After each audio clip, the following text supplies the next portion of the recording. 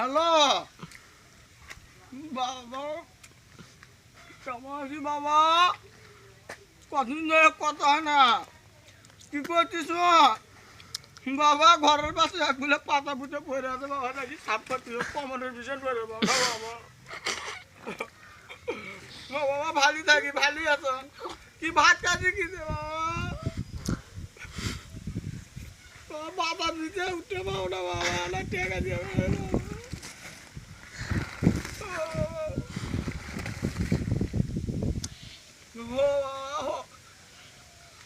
খাবার পাচ্ছ না বাবা।